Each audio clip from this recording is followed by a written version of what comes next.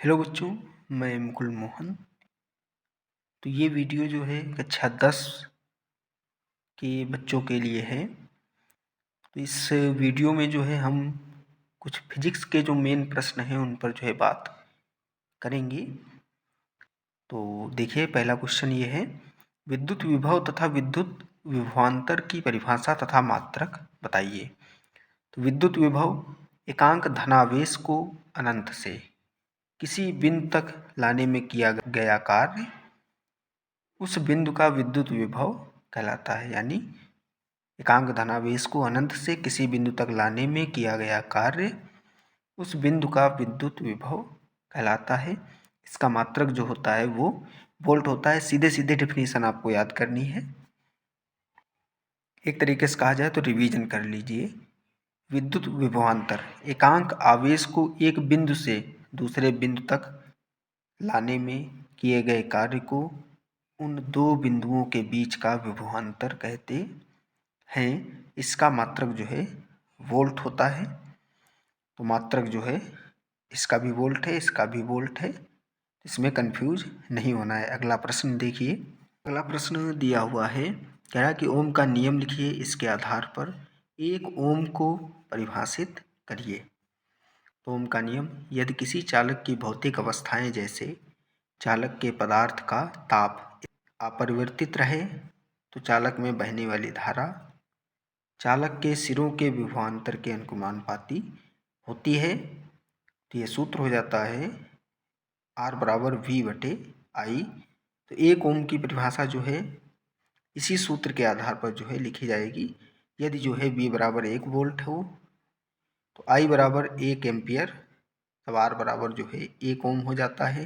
जो है अब इसकी डिफिनीशन क्या हो जाएगी हमारे पास, तो डिफिनीशन हो जाएगी, अर्थात यदि किसी चालक के सिरों के बीच 1 वोल्ट विभवांतर आरोपित करने पर चालक में बहने वाली धारा 1 एम्पियर हो तो चालक का प्रतिरोध 1 ओम के बराबर होता है। ये सिंपल डिफिनीशन है, तैयार कर लीजिए। तो इसमें जो है ये क्वेश्चन दिया हुआ है कि वर्ण विक्षेपण से क्या तात्पर्य है, इसको जो है समझिए। देखिए कितने समय लगभग जो है ये प्रश्न पूछा गया है। इसमें जो है देखिए, वर्ण विक्षेपण श्वेत प्रकाश किरण का अपने अवयवी रंगों की प्रकाश किरणों में विभाजित होना प्रकाश का वर्ण विक्षेपण कहलाता है। तो श्वेत प्रकाश किरण जो है जब प्रिज्म से गुजरती है तो वो जो है विभिन्न रंगों में विभक्त हो जाती है। तो ये सब रंग दिए हैं, ये चित्र आप बना सकते हैं। तो इस तरीके से जो है अगर आपको वर्ण विक्षेपण वाला कहीं पर दिख जाए तो इसको जो है तैयार करके आप लिखें और ये चित्र बनाएं। जब सूर्य की श्वेत प्रकाश किरण किसी प्रिज्म में से गुजरती है तो वह अपने मार्ग से विचलित होकर प्रिज्म के आधार की ओर झुककर विभिन्न रंगों की किरणों में विभाजित हो जाती है। अतः सूर्य का श्वेत प्रकाश विभिन्न रंगों का सम्मिश्रण है। इस प्रकार से उत्पन्न विभिन्न रंगों के समूह को स्पेक्ट्रम कहते हैं। इतना भी जो है आप जरूर याद कर लें।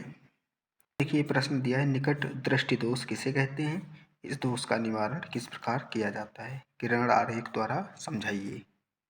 तो इस दोष से युक्त नेत्र द्वारा मनुष्य को पास की वस्तुएं तो स्पष्ट दिखाई देती हैं, परंतु एक निश्चित दूरी से आगे की वस्तुएं स्पष्ट नहीं दिखाई देती। अर्थात जो है नेत्र का दूर बिंदु अनंतता पर ना होकर पास आ जाता है। तो ये जो है आपको किरण आरेख बनाना है।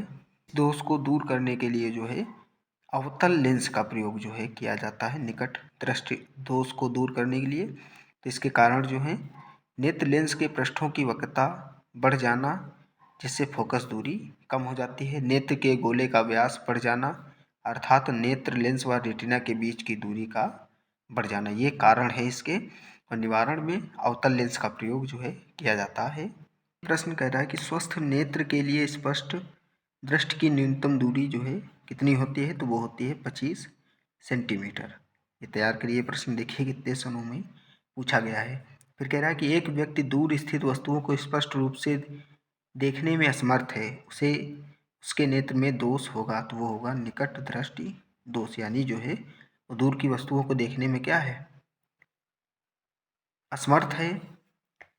फिर कह रहा है निकट दृष्टि दोष से पीड़ित व्यक्ति के लिए चश्मे में प्रयुक्त किया जाता है, तो अभी आपको बता चुके थे अवतल लेंस। तो इसमें जो है हमने बताया है कि निकट दृष्टि दोष से पीड़ित व्यक्ति के लिए चश्मे प्रयुक्त किया जाता है तो अवतल लेंस प्रयुक्त किया जाता है। फिर दूर दृष्टि दोष से पीड़ित व्यक्ति के लिए चश्मे में प्रयुक्त किया जाता है तो वो किया जाता है उत्तल लेंस। फिर कह रहा है दूर दृष्टि दोष के कारण वस्तु का प्रतिबिंब बनता है तो वो बनता है रेटिना के पीछे। प्रश्न कह रहा है कि यदि वायु के सापेक्ष कांच का अपवर्तनांक 3/2 है तो कांच के सापेक्ष वायु का अपवर्तनांक तो ये हो जाएगा 2/3। फिर कह रहा है जब श्वेत प्रकाश प्रिज्म में से गुजरता है तो सर्वाधिक विचलन होता है तो वो होता है बैंगनी रंग का। फिर कह रहा है जब श्वेत प्रकाश कांच के प्रिज्म में से गुजरता है तो न्यूनतम विचलन किसमें होता है तो वो होता है लाल रंग में। ये क्वेश्चन जो है जरूर तैयार कर लें। फिर आगे प्रश्न कह रहा है श्वेत प्रकाश के 7 रंगों में से किस रंग की तरंगदैर्घ्य सबसे अधिक होती है तो वो होती है जो है लाल रंग की। फिर कांच का अपवर्तनांक अधिकतम होता है तो ये होता है बैंगनी रंग का। बैंगनी रंग के लिए जो है इसका जो अपवर्तनांक होता है कांच का वो अधिकतम होता है।